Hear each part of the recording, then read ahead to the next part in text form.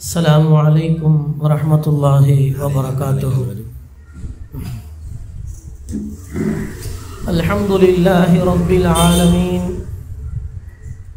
والصلاة والسلام على سيد الأنبياء والمرسلين أما بعد فقد قال الله سبحانه وتعالى في القرآن العظيم الفرقان المجيد: أعوذ بالله من الشيطان الرجيم بسم الله الرحمن الرحيم إن الصلاة تنهى عن الفحشاء والمنكر.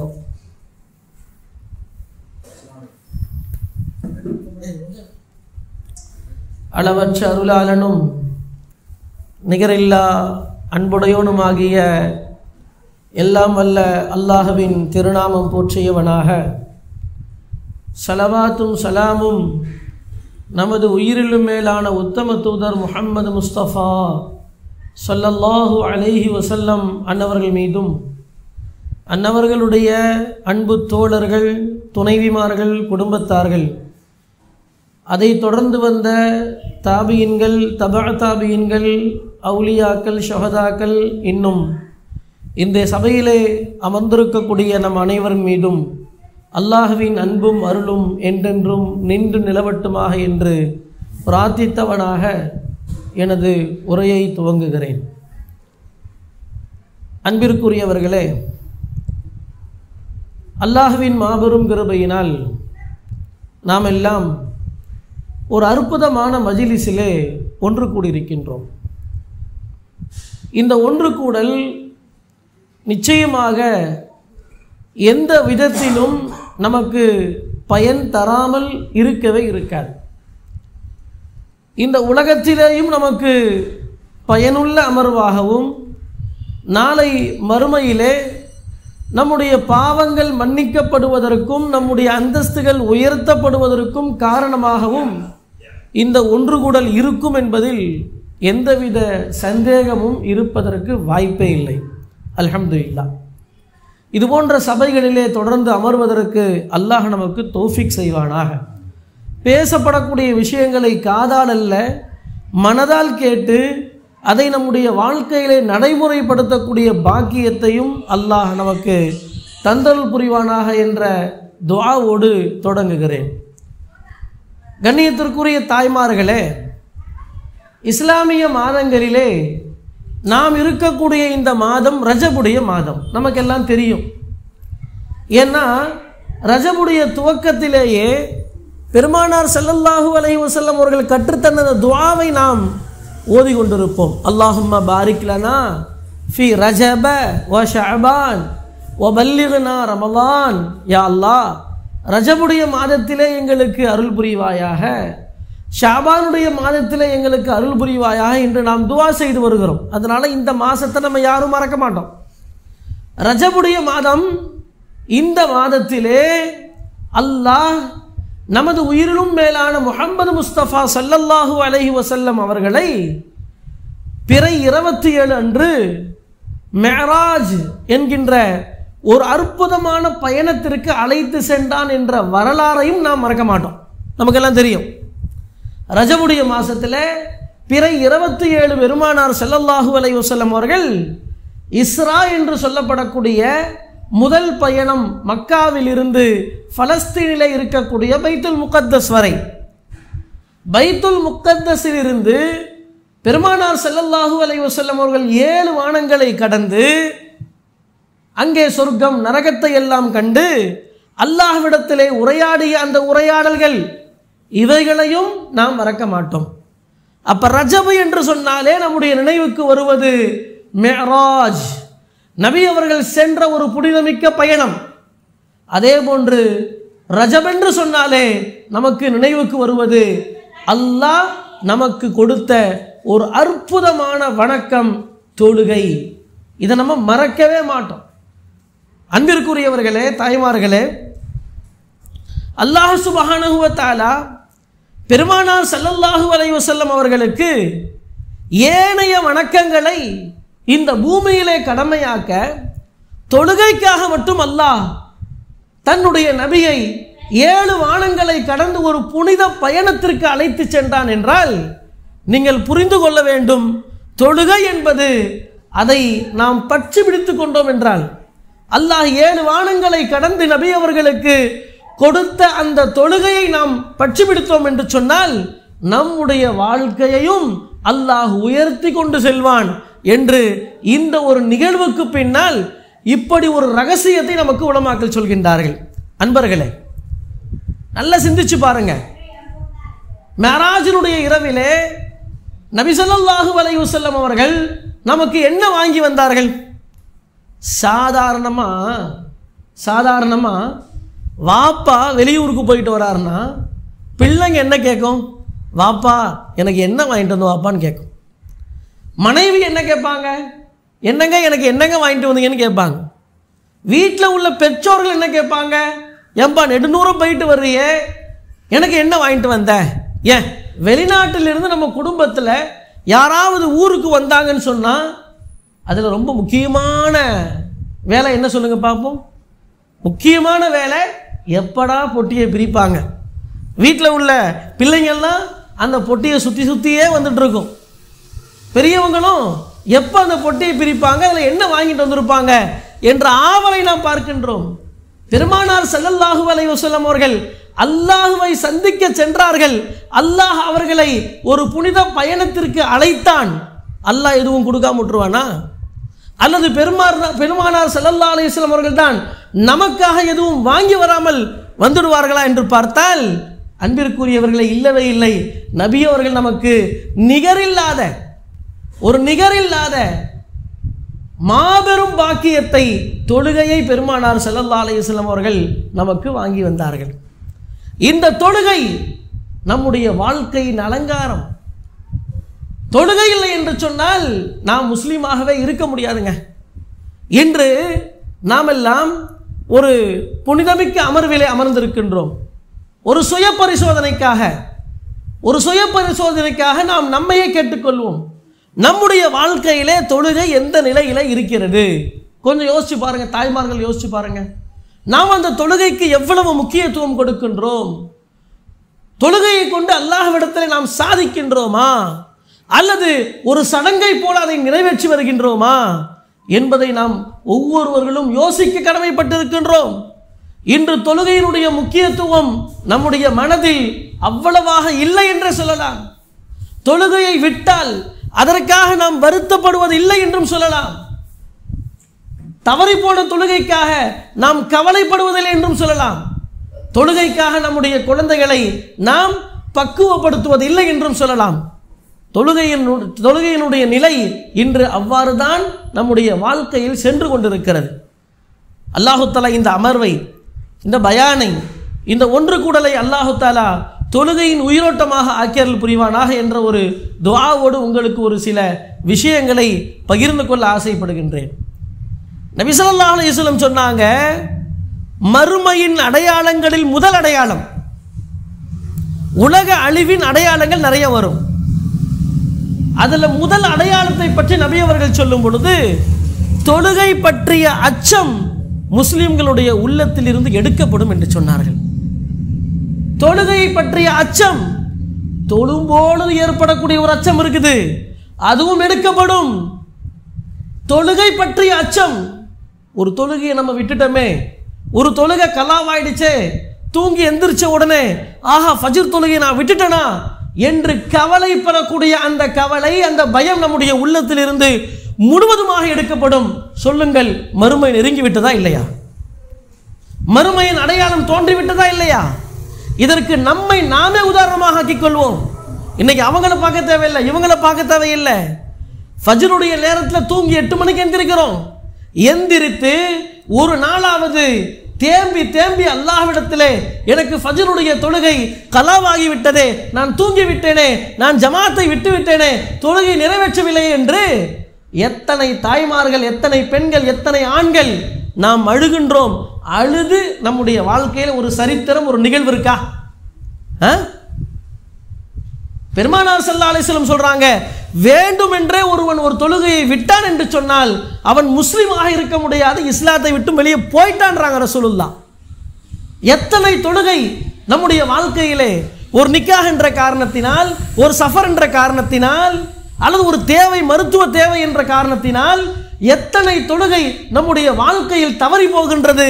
ஆஹா, தொழுகையை விட்டுவிட்டால் இஸ்லாத்தை விட்டே நாம் வெளியேறிட்டோமே என்ற நபியின் ஹதீஸ் நம்முடைய கண் முன்னால் வந்து நம்முடைய கல்புகளை, எத்தனை பேருடைய கல்புகளை குடைந்தது யோசித்து பாருங்கள்.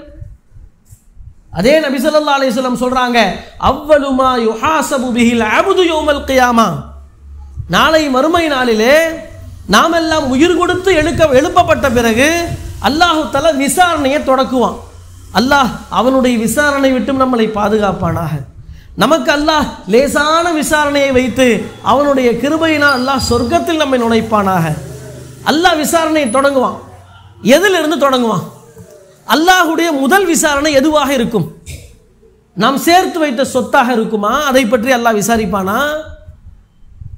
அல்லது நாம் சம்பாதித்த செல்வத்தை பற்றி, நாம் செலவழித்த செல்வத்தை பற்றி, அல்லது நம்முடைய குடும்பத்தை பற்றி, நம்முடைய வாழ்க்கையில் எதை பற்றி முதல் விசாரணை இருக்கும்? நபி அவங்க தெளிவா சொல்றாங்க, அவ்வலுமா யுஹாஸபு பிஹில் அப்து யௌமல் கியாமா, கியாமத் நாளையில அல்லாஹ் விசாரணையை தொடங்குவதே உன்னுடைய தொழுகையை கொண்டு தான் தொடங்குவான். முதல்ல தொழுகை தான். எத்தனை வயது கொடுக்கப்பட்டது உனக்கு? எத்தனை ஆண்டுகள் தொழுகை கடமையான பிறகு நீ வாழ்ந்தாய்? அத்துணை வாழ்க்கையிலே, நாட்களிலே உன்னுடைய தொழுகை எவ்வாறு இருந்தது என்கின்ற கேள்வி கணக்கை அல்லாஹ் தொடங்குவான். அதில் நீ வெற்றி பெற்று விட்டால் அல்ஹம்துலில்லாஹ், அடுத்தடுத்த கட்டங்கள்லாம் நமக்கு வெற்றி தான். ஆனால் அதில் தோல்வியுற்றால் அன்பர்களே யோசித்து பார்க்க வேண்டும். அல்லாஹ்வினுடைய விசாரணை என்பது அவனுடைய கருணை இல்லாமல் நம்மால் தப்பிக்க முடியாது. அவனுடைய கருணை இல்லாமல் நம்மால் தப்பிக்க முடியாது. அன்பர்களே, பெருமானார் ஸல்லல்லாஹு அலைஹி வஸல்லம் அவர்கள், நபி ஸல்லல்லாஹு அலைஹி வஸல்லம் அவங்க அவர்களுடைய வாழ்நாள் முழுக்க பல உபதேசங்கள், வாழ்நாள் முழுக்க நம்முடைய வாழ்க்கைக்கு வழிகாட்டல்கள் எல்லாம் செஞ்சாங்க.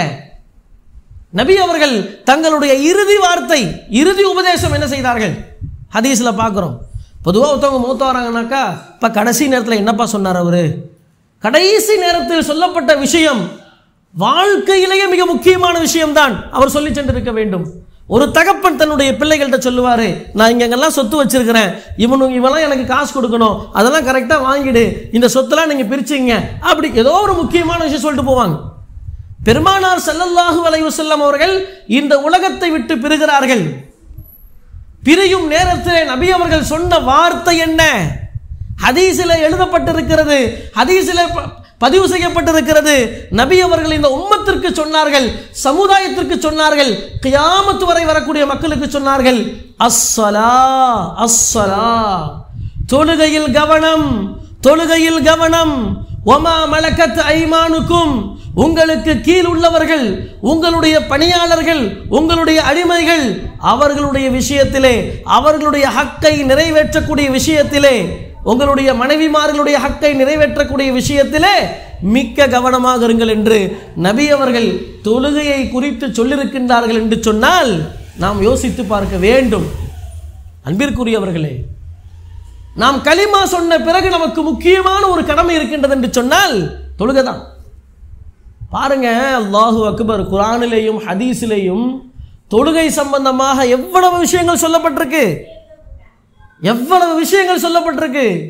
தொழுகையில எப்படி தங்களை லைக்க செய்தார்கள் சஹாபாக்கள், நபிமார்கள் எப்படி லைக்க செய்தார்கள். ஜக்கரியா அலைஹிஸ்ஸலாத்து வஸ்ஸலாம் அவங்க மிஅராஜினுடைய நேரத்தில் பெருமானார் ஸல்லல்லாஹு அலைஹி வஸல்லம் அவங்க ஜக்கரியா அலைஹிஸ்ஸலாத்து வஸ்ஸலாம் அவங்கள பார்க்குறாங்க. அப்போ நபி ஸல்லல்லாஹு அலைஹி வஸல்லம் அவங்க ஜக்கரியா அலைஹிஸ்ஸலாத்திட்ட கேட்குறாங்க, நபி அவர்களே, நீங்கள் எதிரிகளால், உங்களுடைய விரோதிகளால் ஷஹீதாக்கப்பட்டீர்களே, கொல்லப்பட்டீர்களே, என்ன நடந்தது அப்படின்னு நபி ஸல்லல்லாஹு அலைஹி வஸல்லம் கேட்குறாங்க. அப்போ ஜக்கரியா அலைஹிஸ்ஸலாத்து வஸ்ஸலாம் அவங்க சொல்கிறாங்க, யா ரசூலல்லாஹ், அல்லாஹ்வுடைய தூதரே முஹம்மதே, என்னுடைய மகனார் யஹ்யா உங்களுக்கு தெரியும், அல்லாஹ் தஆலா அவருக்கு நல்ல அழகை கொடுத்திருந்தான், நல்ல உடல் வாகை, உடல் அமைப்பை கொடுத்திருந்தான், நல்ல அறிவாற்றலை கொடுத்திருந்தான், நல்ல பேச்சை கொடுத்திருந்தான், நல்ல வசீகரத்தை கொடுத்திருந்தான். என்னுடைய மகனை அந்த நாட்டினுடைய அரசி பிரியப்படுகிறாள். எப்படியாவது யஹ்யாவை அடைந்து விட வேண்டும் என்று பலவிதமான சூழ்ச்சிகள் செய்கின்றார். ஒரு நாள் அல்ல, இரு நாள் அல்ல, பல நாட்களாக எப்படியாவது யஹ்யாவை அடைய வேண்டும் என்று அவர் சூழ்ச்சி செய்து கொண்டே இருக்கிறார். ஆனால் அல்லாஹ்வினுடைய மகனை பாதுகாத்தான். யஹ்யா அல்லாஹ்வுடைய நபி. அல்லாஹ் யஹ்யா அலைஹிஸ்ஸலாத்து வஸ்ஸலாம் அவர்களை பாதுகாத்தான். ஒரு நேரம் வந்தது, தன்னுடைய ஆசையை நிறைவேற்றிக் கொள்ள முடியாத அவள் எப்படியாவது அவர் இந்த உலகத்தை விட்டும் அவரை நாம் காலி பண்ணினோம், அவரை விட்டு வைக்க கூடாது, என்னுடைய ஆசைக்கு இணங்காதவர் இந்த உலகத்தில் வாழ்ந்தால் என்ன வாழாட்டி என்ன, அவங்களுடைய பண்டிகைக்காக வேண்டி ஒன்று கூடக்கூடிய நேரம் அரசன் வரான். இவ அந்த பண்டிகைக்காக தன்னை அலங்கரித்துக் கொண்டிருக்கிறாள். அரசன் கேட்கிறான், உனக்கு என்ன வேணும்? ஒவ்வொரு வருஷமும் பண்டிகை நேரத்திலே உன்னுடைய ஆசையை பூர்த்தி செய்வதிலே நான் எவ்வளவு முனைப்புடன் செயல்படுவேன் உனக்கு தெரியும். இந்த வருஷம் உனக்கு என்ன வேணும் கேளு, நான் தரேன் அப்படின்னா. அப்ப அந்த மனைவி சொன்னா, எனக்கு நீ ஒன்றும் செய்ய தேவையில்லை, யஹ்யாவுடைய தலை எனக்கு வேண்டும், யஹ்யாவுடைய தலை எனக்கு வேண்டும். அப்ப அந்த அரசு சொல்றான், அது முடியாது, அது என்னால முடியாது, வேற ஏதாவது கேள்வி தரேன். இல்ல, யஹ்யாவுடைய தலைதான் எனக்கு வேண்டும். இல்ல, வேற ஏதாவது கேளு. இல்ல, நீ கொடுத்தா யஹ்யாவுடைய தலையை கொடு, இல்லைன்னா தேவையில்லை. அரசனுக்கு புரிஞ்சிடுச்சு. உடனே தன்னுடைய படை வீரர்களை அனுப்பி யஹ்யாவினுடைய தலையை எடுத்து வா என்று அனுப்புகிறார். ஜக்கரியா அலைஹிஸ்ஸலாத்து வஸ்ஸலாம் சொல்றாங்க, நானும் யஹ்யாவும் என்னுடைய மகனும் பள்ளி வாசலிலே மெஹராபுக்கு அருகில் நின்று தொழுது கொண்டிருக்கின்றோம்.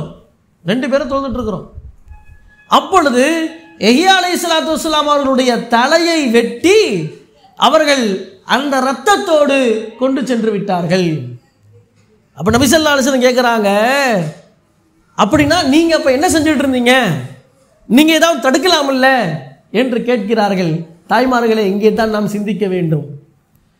நபிமார்கள் தங்களுடைய தொழுகையிலே தங்களை எப்படி அர்ப்பணித்தார்கள் என்பதற்கான ஒரு சான்று இந்த இடத்திலே சொல்லப்படுகிறது. ஜக்கரியா அலைஹிஸ்ஸலாத்து வஸ்ஸலாம் சொன்னாங்களாம், நான் தொழுது கொண்டிருந்தேன், தொழுகையில் லயித்து விட்டேன், வந்தவர்கள் யார் என்றும் எனக்கு தெரியாது, யஹ்யாவினுடைய தலையை துண்டித்ததும் தெரியாது. நான் தொழுகையை நிறைவு செய்யும் பொழுது திரும்பி பார்க்கிறேன், அவருடைய தலை இல்லை, அவருடைய முண்டை மட்டும் கிடைக்கிறது.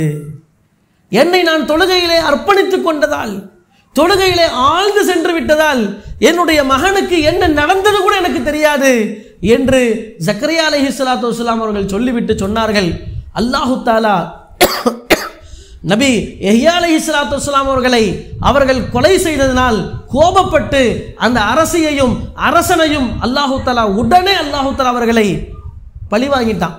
அல்லாஹ் உடனே அவங்களை இல்லாம ஆக்கிட்டான், பூமி விழுங்கிடுச்சு அவங்களை. இதை அறிந்த அந்த கூட்டத்தார்கள், அல்லாஹ் கோபப்பட்டு அரசர்களை அல்லாஹ் எடுத்துக்கொண்டான், நாம் ஜக்கரியாவின் மீது கோபப்பட்டு ஜக்கரியாவை நாம் அழித்து விடுவோம் என்று என்னை தாக்குவதற்காக வந்தார்கள். நான் வேறு வழி இல்லாமல் ஓடினேன். என்னை நெருங்கி விட்டார்கள். ஒரு மரம் எனக்கு முன்னால் வந்தது, அந்த மரம் பிளந்து கொண்டு எனக்குள்ளே வந்து விடுங்கள், நான் உங்களை பாதுகாக்கின்றேன் என்று சொன்னது. நான் உள்ளே நுழைந்து விட்டேன். நான் உள்ளே நுழையும் பொழுது ஷைத்தான் பின்னாடி வந்து என்ன செஞ்சான், என்னுடைய கீழாடையை என்னுடைய கையிலே லேசா இழுத்து விட்டான். மரம் மூடிக்கொண்டது, என்னுடைய கீழாடை மட்டும் வெளியே தொங்கிக் கொண்டிருந்தது. வீரர்கள் வந்து விட்டார்கள். வந்துவிட்டு இந்த மரத்துல தான் ஜக்கரியா இருக்கிறாருன்னு தெரிஞ்சிடுச்சு.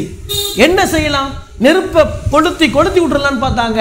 ஷைத்தான் சொன்னானா, அப்படி செய்யாதீங்க, ஒரு ரம்பத்தை வைத்து பாதியாக அறுத்து அவரை துண்டு துண்டாக்குங்கள் என்று சொன்னான். அப்படித்தான் அல்லாஹ்வின் தூதரே, நான் கொலை செய்யப்பட்டேன் என்று ஜக்கரியா அலைஹிஸ்ஸலாத்து வஸ்ஸலாம் அவர்கள் நபியிடத்திலே மிஅராஜினுடைய நிலைவிலே கூறினார்கள் என்று நாம் வரலாற்றிலே பார்க்கின்றோம். இங்கே நாம் தெரிந்து கொள்ள வேண்டிய செய்தி என்னவென்று சொன்னால், தாய்மார்களே, அவர்களுடைய தொழுகை எப்படி இருந்தது, நம்முடைய தொழுகை எப்படி இருக்கிறது, அவர்களுடைய தொழுகையின் நிலை எப்படி, நம்முடைய தொழுகையின் நிலை எப்படி இருக்கிறது. பெருமானார் ஸல்லல்லாஹு அலைஹி வஸல்லம் அவர்கள் தங்களுடைய சஹாபாக்களை எப்படி உருவாக்கினார்கள், சஹாபாக்கள் தாபீன்களை எப்படி உருவாக்கினார்கள், தாபீன்கள் அவர்களுக்கு பின்னால் வரக்கூடிய மக்களை எப்படி உருவாக்கினார்கள் என்று நாம் சிந்தித்து பார்க்க வேண்டும். நீங்க இஸ்லாத்தை எடுத்துக்கொண்டால், ஷரியத்தை எடுத்துக்கொண்டால், நீங்கள் எதை சாதிக்க வேண்டும் என்றாலும் தொழுகையின் மூலமாக சாதிக்கக்கூடிய ஒரு வழக்கத்தை அல்லாஹ் நமக்கு கொடுத்திருக்கின்றான். ஆமா, ஜக்கரியா அலைஹிஸ்ஸலாத்து வஸ்ஸலாம் அவர்கள் தங்களுடைய மகனுக்காக துஆ செய்தார்கள். பல வருடங்கள் குழந்தை இல்லாமல் அவர்கள் கஷ்டப்பட்டார்கள். அல்லாஹ்ட்ட கேட்டாங்க, கேட்டுக்கிட்டே இருந்தாங்க. ஒரு சமயம் மலக்குமார்கள் அவர்களுக்கு குழந்தை பிறக்கும் என்கின்ற ஒரு நற்செய்தி சொல்வதற்காக வரும் பொழுது அல்லாஹ் குர்ஆனிலே சொல்கின்றான், ஃபனாதத்துஹுல் மலாயிகத்து வஹுவ காயிமுன் யுஸல்லி. அல்லாஹு அக்பர், சுப்ஹானல்லாஹ்.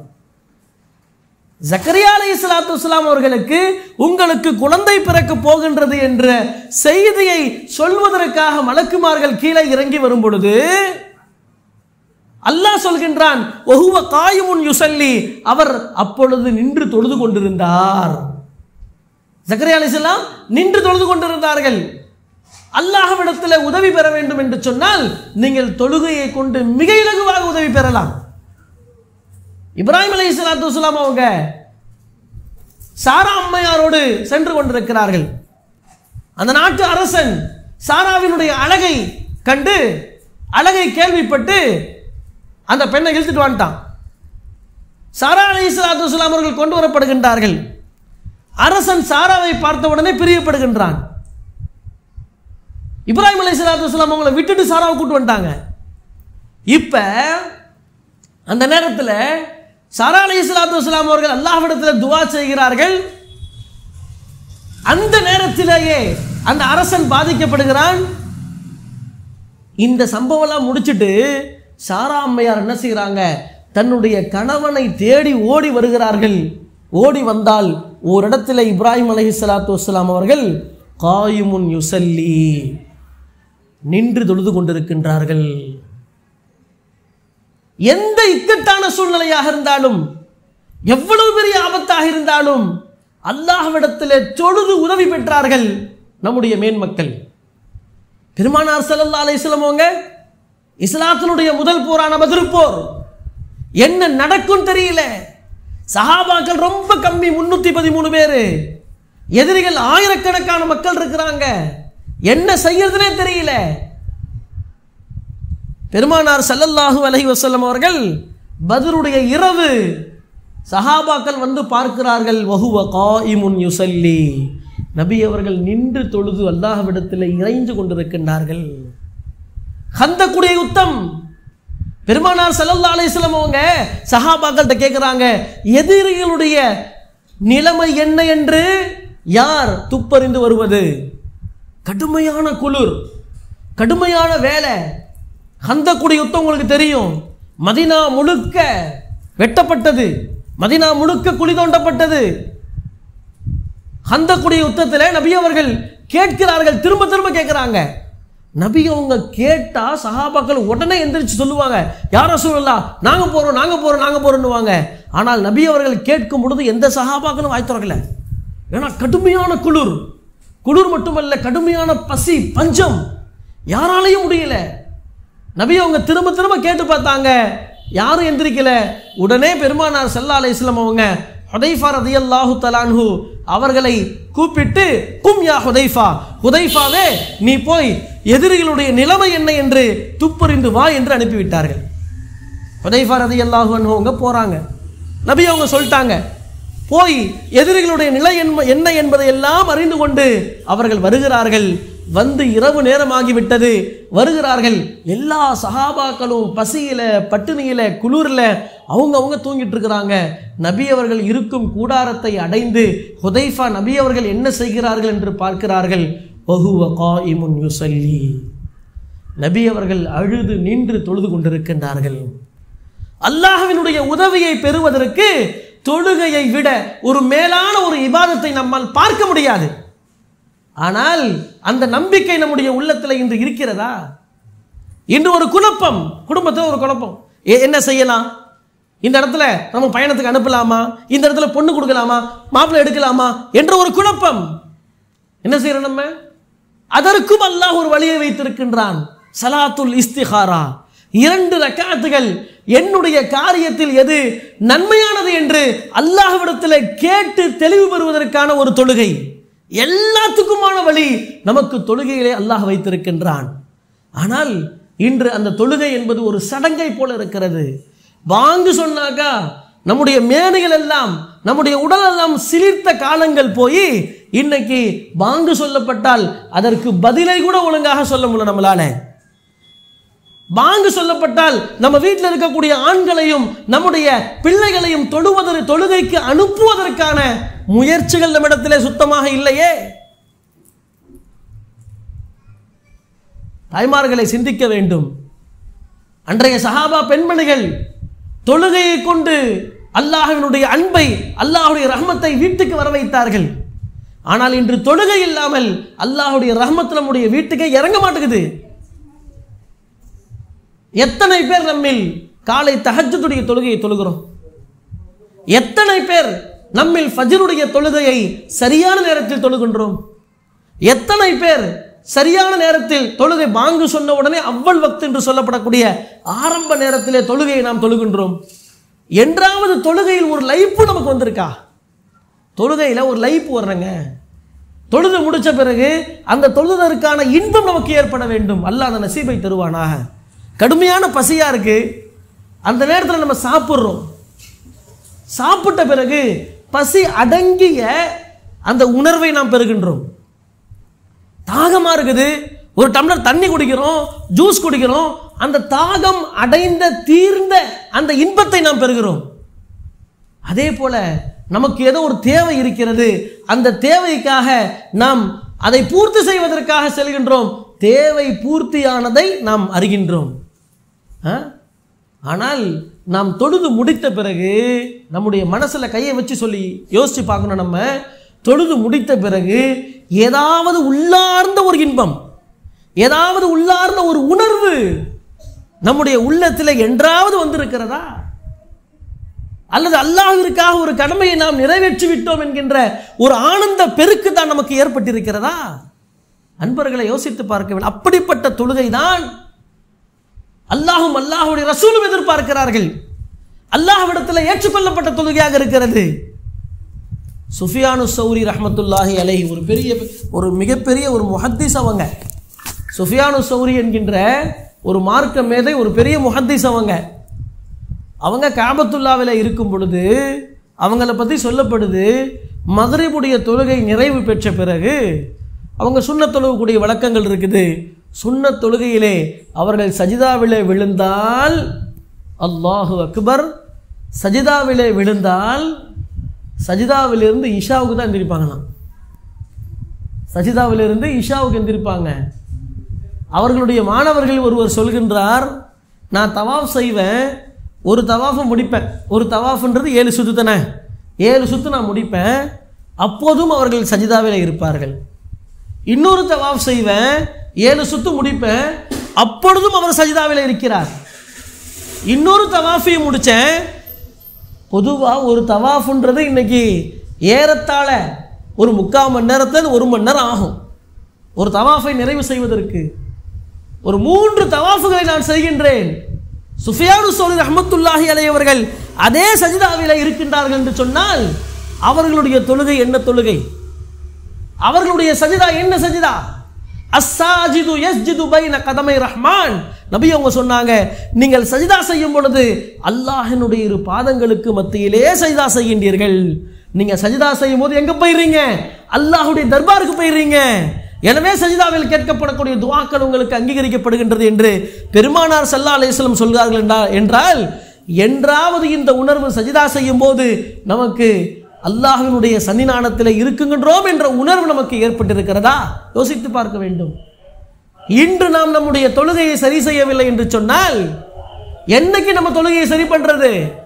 நம்முடைய குறைகளை நாம் சரி செய்யவில்லை என்று சொன்னால் என்று நாம் நம்முடைய குறைகளை சரி செய்வது? யோசிக்க வேண்டாமா? முஸ்லிம் இப்னு யசார் ரஹ்மத்துல்லாஹி அலைஹி அவர்கள் தொழுதுட்டு இருக்கிறாங்க. ஒரு பாலடைந்த ஒரு கட்டடம், மக்கள்லாம் தொழுதுட்டு இருக்கிறாங்க. அதனுடைய ஒரு பகுதி வலுவிழந்து கீழே விழுந்துடுச்சு. எல்லாருக்கும் பயம் வந்துருச்சு. என்னடா இது, பில்டிங் கீழே வந்துருச்சே, அடுத்தது உள்ள பில்டிங் வந்து கீழே வந்துருமா, நம்ம ஏதாவது ஆயிடுமான்னு சொல்லிட்டு எல்லாரும் ஓடிட்டாங்க. முஸ்லிம் இப்னு யஸார் அவர்கள் தொழுகையிலே இருக்கிறாங்க, சஜிதாலே இருக்கிறாங்க, நீண்ட நேரம் சஜிதாவில் இருக்கிறார்கள்.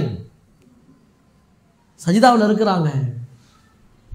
சொல்றாங்க, அவர்களுடைய மாணவர் சொல்றாங்க, முஸ்லிம் இப்னு யஸார் ரஹ்மத்துல்லாஹி அலைஹி அவர்கள் சஜிதாவில் இருந்து எழுந்திருக்கிறார்கள். சுபஹானல்லாஹ் சுபஹானல்லாஹ், நாம் ஒரு பாத்திரம் நிறைய தண்ணீரை எடுத்து வந்து ஒரு இடத்திலே ஊற்றினால் தண்ணீர் எப்படி தேங்கி நிற்குமோ அதுபோன்று அவர்களுடைய கண்ணீர் இருந்தது. அங்கே முஸ்லிம் இப்னு யஸார் ரஹ்மத்துல்லாஹி அலைஹி அவர்களுடைய கண்ணீர் அங்கே ஒரு பாத்திரத்தில் ஊற்றப்பட்ட தண்ணீரை போல நின்று இருக்கிறது அவர்களுடைய கண்ணீர் என்று சொன்னால் அவர்களுடைய தொழுகை எப்படிப்பட்ட தொழுகை? கண்ணியத்திற்குரியவர்களை யோசித்து பார்க்க வேண்டும். பெருமானார் ஸல்லல்லாஹு அலைஹி வஸல்லம் அவர்களுடைய ஷஃபாஅத்தை நாம் எல்லாம் ஆசை வைத்துக் கொண்டிருக்கின்றோம். நாளை மறுமையிலே அல்லாஹ் நமக்கு நபியினுடைய ஷஃபாஅத்தை கொடுப்பான், அதை கொண்டு சொர்க்கத்திற்கு போகலாம் என்று நாம் எல்லாம் நினைத்துக் கொண்டிருக்கின்றோம். அல்லாஹ் அந்த நசீபை தருவானாக. அந்த ஷஃபாஅத்து வேணும்னு சொன்னாலும் தொழுக வேணும். அல்லாஹ் நாளை மறுமையிலே நரகவாதிகளை நரகத்தில் போட்டுருவான். பெருமானார் ஸல்லல்லாஹு அலைஹி வஸல்லம் அவங்க அல்லாஹ்வுடைய தர்பாரில் சஜிதால ஊந்துருவாங்க. யா அல்லாஹ், என்னுடைய உம்மத்தை நீ காப்பாத்துன்னு சஜிதால ஊந்துருவாங்க. அப்ப அல்லாஹ் சொல்லுவானா, யா முஹம்மத் இர்ஃபா ரஅஸக சல் துஅதா, முஹம்மதே உங்களுடைய தலையை தூக்குங்க, நீங்க என்ன கேட்டாலும் நான் கொடுக்குறேன் அப்படின்னு சொல்லுவான். இப்ப நபி ஸல்லல்லாஹு அலைஹி சொல்லுவாங்க, யா அல்லாஹ், என்னுடைய உம்மத்தில் நிறைய பேர் நரகத்தில் கிடக்கிறாங்க, யா அல்லாஹ், அவர்களுக்கு சொர்க்கத்துக்கு அனுப்புடா யா அல்லாஹ் என்று அல்லாஹ்விடத்திலே நபி பெருமானார் ஸல்லல்லாஹு அலைஹி வஸல்லம் அவர்கள் நம்முடைய உம்மத்திற்காக, தன்னுடைய உம்மத்திற்காக நரகத்தில் இருந்து மக்களை விடுவித்து சொர்க்கத்திற்கு அனுப்ப வேண்டும் என்று கேட்கும் பொழுது அல்லாஹு தஆலா சொல்லுவானா, மலக்குமார்கள்ட்ட சொர்க்கத்துக்கு நரகத்துக்கு போங்க, போயிட்டு யார் யாரெல்லாம் தொழுகையாளிகளாக இருந்தார்களோ அவர்களை மட்டும் நீங்கள் நரகத்தில் இருந்து சொர்க்கத்துக்கு கூட்டு வாங்கணுவாங்க. தொழுகையாளிங்க வேற வேற பாவம் செஞ்சிருப்பாங்கல்ல, அந்தந்த பாவத்திற்காக நரகத்துக்கு போயிருப்பாங்க. அப்ப மலக்குமார்கள் கேட்பாங்களா, யா அல்லாஹ், நரகத்திலே தொழுகையாளிகளை நான் எப்படி அடையாளம் கண்டுபிடிப்பது? எல்லாரும் கலந்து தானே இருக்கிறாங்க, நான் எப்படி அடையாளம் கண்டுபிடிப்பது என்று கேட்கும் பொழுது அல்லாஹ் சொல்லுவானா, நரகத்தில் போய் பாரு, நரகத்தில் போய் பாருங்க, சஜிதாவினுடைய 7 உறுப்புகள் மட்டும் சஜிதா செய்யும் போது நெத்தி, 2 கால், 2 முட்டி, 2 காலினுடைய விரல்கள், அதே போல மூக்கு, இந்த 7 உறுப்புகள் வந்து சஜிதாவில் படும். இந்த 7 உறுப்புகள் நரகத்திலே யாருக்கு எரியாமல் தீண்டாமல் தண்டிக்கப்படாமல் இருக்கிறதோ அவர்களை மட்டும் நீங்கள் சொர்க்கத்திற்கு அழைத்து வாருங்கள் என்று மலக்குமார்களுக்கு கட்டளையிடப்படும். நபியினுடைய ஷஃபாஅத்தின் அடிப்படையிலே மலக்குமார்கள் நரகத்திற்கு சென்று அங்கே தேடி பார்ப்பார்கள். யார் யாருடைய 7 உறுப்புகளும் அங்கே நரகம் தீண்டப்படாமல் இருக்கிறதோ அவர்களை மட்டும் அங்கிருந்து சொர்க்கத்திற்கு அழைத்து வருவார்கள் என்று ஹதீஸ்ல நாம் பார்க்கிறோம். அப்ப நபியினுடைய ஷஃபாஅத்து கூட தொழுகையாளிகளுக்கு தான் கிடைக்கிறது என்பதை நாம் இங்கே யோசித்து பார்க்க வேண்டும். அன்பர்களே, ஒரு சபையில சஹாபாக்கள் உட்கார்ந்துக்கிறாங்க, ரசூலுல்லாஹ் உட்கார்ந்துக்கிறாங்க. சஹாபாக்கள்கிட்ட ஒரு அன்போடு ஆர்வத்தோடு சொல்றாங்க, என்னுடைய சஹாபிகளே, என்னுடைய சகோதரர்களை நான் பார்க்க ஆசைப்படுகிறேன், என்னுடைய சகோதரர்களை நான் பார்க்க ஆசைப்படுகின்றேன். இப்போ சஹாபாக்கள் கேட்டாங்க, யா ரசூலுல்லாஹ், நாங்கள் உங்களுடைய சகோதரர்கள் இல்லையா என்று கேட்டாங்க. அப்போ சஹாபாக்கள்கிட்ட நபி அவங்க சொல்றாங்க, நீங்கள் எல்லாம் என்னுடைய தோழர்கள், என்னுடைய சகோதரரை நான் பார்க்க ஆசைப்படுகின்றேன் என்று சொன்னபோது சஹாபாக்கள் கேட்டாங்க, யா ரசூலல்லாஹ், நாளை மறுமையிலே உங்களுடைய சகோதரர்கள், அதாவது உங்களுக்கு பின்னாடி வரக்கூடிய முஸ்லிம்கள், அவர்களை நீங்கள் எப்படி அறிந்து கொள்வீர்கள்? உங்களுடைய சகோதரர்களை நீங்கள் எப்படி நீங்கள் அறிந்து கொள்வீர்கள் என்று சொல்லும் பொழுது நபி ஸல்லல்லாஹு அலைஹி வஸல்லம் சொன்னாங்க, ஒரு குதிரை, அந்த குதிரையின் முகம் வெள்ளையாக இருக்கிறது, அந்த குதிரையின் கால் முட்டுகள் வெள்ளையாக இருக்கிறது என்று சொன்னால் அந்த குதிரை கருப்பு குதிரைகளோடு சேர்ந்திருக்கும் பொழுது மிக இலகுவாக அடையாளம் காண முடியுமா? முடியாதா? முகம் வெள்ளையாக இருக்கிறது, அதனுடைய 2 முட்டிகள் வெள்ளையாக இருக்கிறது, கருப்பு குதிரைகளோடு சேர்ந்திருக்கும் பொழுது எப்படி அந்த குதிரையை மட்டும் நாம் தனியாக அழகாக அடையாளம் காணுவோமோ அதே போன்றே என்னுடைய தோழர்கள், நபி அவங்க என்னுடைய தோழர்கள் சொன்னது யாரு? என்னுடைய சகோதரர்கள் சொன்னது யாரு? நம்மளை தான் சொன்னாங்க. யார் எனக்கு பின்னால் என்னை பார்க்காமல் ஈமான் கொள்வார்களோ, என்னுடைய பேச்சை கேட்காமல் ஈமான் கொள்வார்களோ, நாம் நபியை பார்த்தது கிடையாது, நபியினுடைய பேச்சை நேரடியாக கேட்டது கிடையாது, நம்முடைய தந்தை வழியாக, நம்முடைய குடும்பத்தின் வழியாக, இமாம்கள் வழியாக அல்லாஹ்வையும் அல்லாஹ்வுடைய தூதரையும் அறிந்து மறைவான முறையில் நாம் ஈமான் கொண்டிருக்கின்றோம். நம்மை நபி அவர்கள் தேடும் பொழுது நம்மை எப்படி கண்டுபிடிப்பார்கள் தெரியுமா? நாம் தொழுதனுடைய அடையாளம், சஜிதாவினுடைய அடையாளம் நெற்றியிலே இருக்கும். கோடான கோடி மக்கள் இருட்டிலே கருப்பிலே இருக்கும் பொழுது நம்முடைய தலை மற்றும் நெற்றி, நம்முடைய நெற்றி மற்றும் வெண்மையாக இருக்கும். நம்முடைய கை, நம்முடைய கால்கள், கால் முட்டிகள் எல்லாம் ஒளியை போல மின்னும். பெருமானார் ஸல்லல்லாஹு அலைஹி வஸல்லம் அவர்கள் அந்த மறுமையிலே இவர்கள் தான் என்னுடைய சகோதரர்கள் என்று தெரிந்து கொள்வார்கள், அறிந்து கொள்வார்கள் என்றால் அன்பர்களே நாம் யோசிக்க வேண்டும். தொழுகையின் மூலமாக நபி அவர்கள் நாளை நம்மை அடையாளம் கண்டு அரவணைத்துக் கொள்வதற்கும் இந்த தொழுகைத்தான் காரணமாக இருக்கின்றது என்பதை நாம் விளங்கிக் கொள்ள வேண்டும். பிலால் ரலியல்லாஹு அன்ஹு நமக்கெல்லாம் தெரியும், அறிந்த ஒரு சம்பவம் தான், ஆனால் அதில் ஒரு படிப்பினை இருக்கிறது. பிலால் ரலியல்லாஹு அன்ஹு அவர்களை கூப்பிட்டு நபி அவங்க கேட்டாங்க, நேற்று நான் உன்னை சொர்க்கத்திலே உன்னுடைய காலடி சப்தத்தை கேட்டேனே, என்ன காரணம்? காலடி சப்தம், செருப்பு சப்தம் சொர்க்கத்திலே நான் கேட்கிறேன், என்ன காரணம்? பிலால் ரலியல்லாஹு சொல்றாங்க, யா ரசூலல்லாஹ் எனக்கு தெரியலையே, நீ என்ன அமல் செய்றா? உன்னுடைய காலடி சப்தத்தை நான் கேட்டேன் சொர்க்கத்திலே, நீ என்ன அமல் செய்றா? பிலால் ரலியல்லாஹு சொன்னாங்க, யா ரசூலல்லாஹ் பெரிய அமல்லாம் இல்லை, பாருங்க நம்முடைய வாழ்க்கையை மாற்றுவதற்கு ஒரு சக்தி வாய்ந்த ஒரு இபாதத் என்று சொன்னால் அது தொழுகை என்பதை நாம் அறிந்து கொள்ள வேண்டும், நம்முடைய மனசுல பதிய வைக்கணும். பிலால் ரலியல்லாஹு சொன்னாங்க, யா ரசூலல்லாஹ் ஒவ்வொரு வக்துக்கும் நான் ஒது செய்யும் போது தஹிய்யத்துல் ஒது, அந்த ஒதுவுக்கு நன்றி செலுத்திய ஒரு அந்த ஒழுவுக்கு காணிக்கையாக 2 ரக்காத் நான் தொழுவேன் யா ரசூலல்லாஹ், வேற ஒண்ணுமே இல்லை. என்னிடத்திலே சிறப்பான ஒரு அமல் என்று சொன்னால் ஒது செய்த பிறகு 2 ரக்காத் தொழக்கூடிய தொழுகை தான். பாருங்க அல்லாஹ் அவருடைய அந்தஸ்து எப்படி வச்சான் தெரியுமா? அவருடைய செருப்பு கூட சொர்க்கத்தில் நுழையக்கூடிய பாக்கியத்தை பெறுகின்றது. எவ்வளவு பெரிய ஒரு அற்புதமான ஒரு எவ்வளவு பெரிய அந்தஸ்து பாருங்க. பிலால் தன்னுடைய காலடியோடு, பிலால் தன்னுடைய செருப்போடு சொர்க்கத்திற்கு செல்கின்றார் என்று சொன்னால் அல்லாஹ் அவருக்கு கொடுத்த அந்தஸ்து, அந்த அந்தஸ்துக்கான காரணம் என்ன? என்ன காரணம்? 2 ரக்காத்து ஒது செய்த பிறகு தொழுதது. நபி அவர்கள் இந்த சம்பவத்தின் மூலமாக நமக்கு என்ன சொல்றாங்க தெரியுமா? நீங்கள் தொழுகையை எவ்வழியில நீங்கள் பின்பற்றினாலும், பிலால் ரலியல்லாஹு ஒது செய்து 2 ரக்காத் தொழுதாங்க, அந்த மாதிரி நீங்க எந்த வழியில் தொழுகையை மேலதிகமான நஃபிலான தொழுகையை கடைபிடித்தாலும் அந்த தொழுகை உங்களை சொர்க்கத்திற்கு கொண்டு போய் சேர்த்து விடும் என்கிறார்கள் பெருமானார் ஸல்லல்லாஹு அலைஹி வஸல்லம் அவங்க.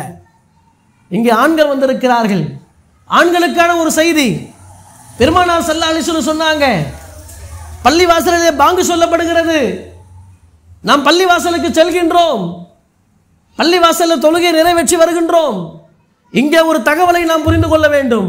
நபி அவங்க சொல்றாங்க, யார் ஒரு தொழுகைக்காக தன்னுடைய வீட்டிலே ஒது செய்துவிட்டு தொழுகையை எதிர்நோக்கி அவர்கள் காலடி எடுத்து வைத்து நடந்து செல்கின்றார்களோ, அல்ல வாகனத்தில் போறாங்கன்னு வச்சுங்க, நடந்து போறாங்கன்னு வச்சுங்க, ஹதீஸில் நடந்து போறாங்கன்னு வருது, நடந்து போறாங்களோ ஒவ்வொரு எட்டிற்கும் நீங்கள் எடுத்து வைக்கக்கூடிய ஒவ்வொரு எட்டிற்கும் பள்ளிவாசலுக்கு போகக்கூடிய ஒவ்வொரு அடிக்கும் அல்லாஹ் உங்களுடைய பாவங்களை மன்னிக்கின்றான்.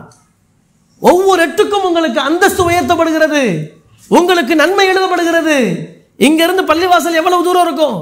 நான் நடந்து போனேன்னு சொன்னாக்க ஏறத்தாழ ஒரு 200 அடிகளை வைத்து செல்வேனா, அல்லது ஒரு 150 அடிகளை வைத்து செல்வேனா? அத்துணை பாவங்கள் என்னுடைய வாழ்க்கையிலே மன்னிக்கப்படுகிறது, அத்துணை அந்தஸ்துகள் எனக்கு உயர்த்தப்படுகிறது. இது எல்லாம் பார்வைக்கு தெரியாது, நம்பிக்கை, நம்பினால் அல்லாஹ் நமக்கு நிச்சயமாக அந்த அந்தஸ்துகளை கொடுப்பான். அந்த உணர்வோட போனோம். நபி அவங்க தொடர்ந்து சொல்றாங்க, பள்ளி வாசல்ல போய் சுன்னத் தொழுதுட்டீங்க, தொழுதுட்டு தொழுகைக்காக எதிர்பார்க்கிறீர்கள்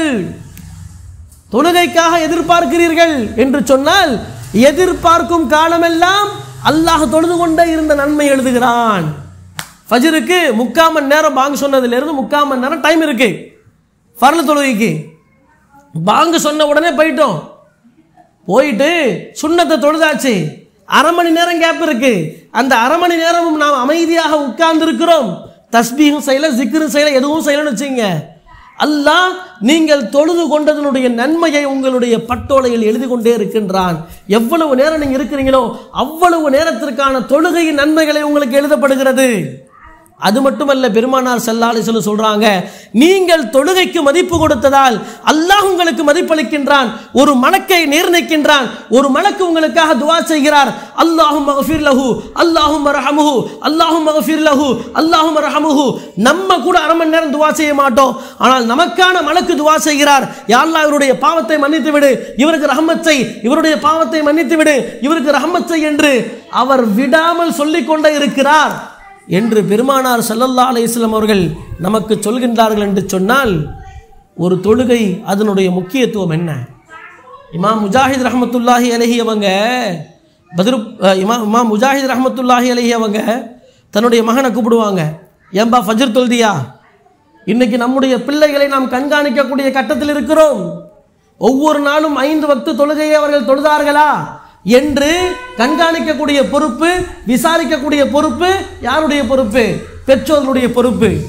அந்த பொறுப்பு தவறி போனால் நாளை மறுமையிலே அல்லாஹ் நம்மிடத்துல தான் கேள்வி கேட்பான். அந்த கேள்விக்கு நம்ம பதில் ரெடி பண்ணிக்கணும். இங்கேயே நம்ம சொல்லக்கூடிய பதிலே அல்லாஹுக்கு அதெல்லாம் ஏற்றுக்கப்படாது. நாங்க போனேன், இங்க போனேன், மறந்துட்டேன். நம்ம மனிதர்கள் சொல்லக்கூடிய பதில் மாதிரிலாம் கிடையாது. அன்பர்களே, தாய்மார்களை சிந்தித்து பாருங்கள். முஜாஹித் ரஹ்மத்துல்லாஹி அலைஹி அவங்க சொல்லுவாங்க, தன்னுடைய மகனை கூப்பிட்டு தொழுக போனியாப்பான்னு, ஃபஜ்ர் தொழுக போனியான்னு கேட்டாங்களாம். அவர் சொன்னாரு, வாப்பா நான் தொழுக போனேன் அப்படின்னு சொன்னார். தொழுக போனியா? சரி, முதல் தக்பீர் கிடைத்ததா உனக்கு அப்படின்னு கேட்பாங்களாம். ஜமாத்தோட தொழுகிறாங்கல்ல பள்ளிவாசல்ல, முதல் தக்பீர் அத்தக்பீரத்துல் ஹூலா அப்படின்னு சொல்லுவாங்க. முதலாவது தக்பீர், தக்பீர் தஹ்ரீமா, உனக்கு முதல் தக்பீர் கிடைச்சிட்டான்னு கேட்பாங்க.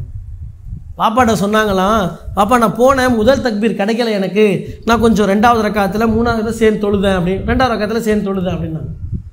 முஜாஹித் ரஹ்மத்துல்லாஹ் சொன்னாங்க, முதல் தக்பீர் கிடைப்பது உனக்கு 1000-100 ஒட்டகைகள் கிடைப்பதற்கு சமம் என்றார்கள். முதல் தக்பீரோடு நீ சேர்ந்து தொழுவது உனக்கு 100 ஒட்டகங்கள் கிடைப்பது, உனக்கு 100 ஒட்டகங்கள் கிடைப்பதை விட சிறந்தது என்றார்கள். முஜாஹித் ரஹ்மத்துல்லாஹி அலைஹி தன்னுடைய மகனுக்கு அவர்களை சொல்லி ஆர்வப்படுத்தினார்கள் என்று சொன்னால், தாய்மார்களை சிந்திக்க வேண்டும். நம்முடைய வாழ்க்கையில் இன்றும் நிறைய மேன்மக்கள் முதல் தக்பீரை தவறவிடாமல் தங்களுடைய வாழ்நாள் முழுக்க தொழுது வரக்கூடிய மக்கள் இருக்கிறார்கள்.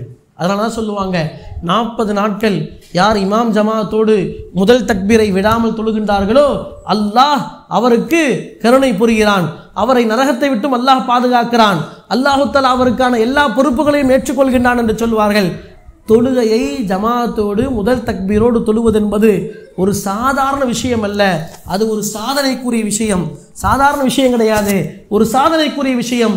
அதை ஆண்களாகிய நாம் கடைபிடிக்க வேண்டும்.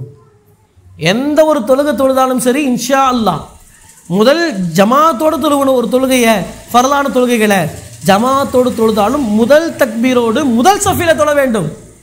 2வது சஃபு கூட கிடையாது, முதல் சஃபோடு தொழ வேண்டும்.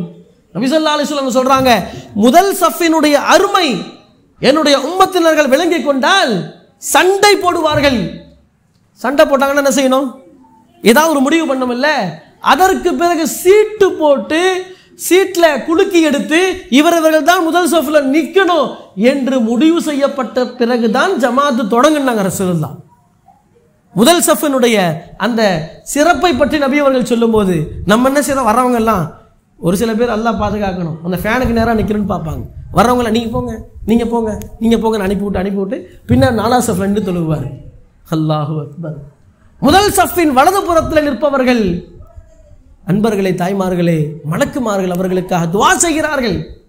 ஹதீஸ்ல பார்க்கிறோம், முதல் சஃப் முதல் தக்பீர் ஜமாத்தோடு தொழுவது ஆண்களுக்கான ஒரு விதிமுறை, பெண்கள் பாங்கு சொன்ன உடனே முதலாவது விஷயமாக தொழுகை நிறைவேற்ற வேண்டும், தொழுகை நிறைவேற்றணும். ஒரு கல்யாணத்துக்கு போயிருந்தேன். இங்கே திருச்சிக்கு பக்கத்தில் ஒரு தோரங்குறிச்சி கல்யாணத்தில் நம்ம மதரசாவில் உஸ்தாதாக இருந்தாங்க, பரங்கிப்பேட்டை மதரசாவில் உஸ்தாதாக இருந்தாங்க. அவங்க கல்யாணத்துக்கு நம்ம போயிருந்தோம். போயிருக்கும்போது அன்னைக்கு பார்த்தீங்கன்னு சொன்னால் நிக்காக முடிஞ்சு. இந்த ஒரு சம்பவத்தோடு இன்ஷால்லாஹ்னுடைய உரையை நான் நிறைவு செய்து கொள்கின்றேன். ஒரு பெண்மணி இந்த காலத்திலையும் இது போன்ற அல்லாஹ்வை அஞ்சி அல்லாஹ்வை பயந்து கொண்டு தொழுகையை சரியாக நிறைவேற்றக்கூடிய பெண்கள் அல்ஹம்துலில்லாஹ் இருக்கத்தான் செய்கின்றார்கள். அல்லாஹ் நம்மையும் அப்படி ஆக்குவானாக. மதியானம் ஒரு சலசலப்பு மண்டபத்தில், நிக்காக முடிச்சு வந்தாச்சு, ஒரு சலசலப்பு. என்னங்க ஆச்சு அப்படின்னு சொல்லிட்டு கேட்டால், பெண்ணுக்கு அலங்கரிச்சிருப்பாங்க, நல்ல பவுடர்லாம் அடித்து நல்லா இதெல்லாம் போட்டு மாலை போட்டு எல்லாம் அலங்கரிச்சிருப்பாங்கன்னு வச்சிங்களேன். அந்த பொண்ணு லுகர் வக்து வந்த உடனே ஒது செஞ்சு லுகர் தொழுன்னு சொல்லுது.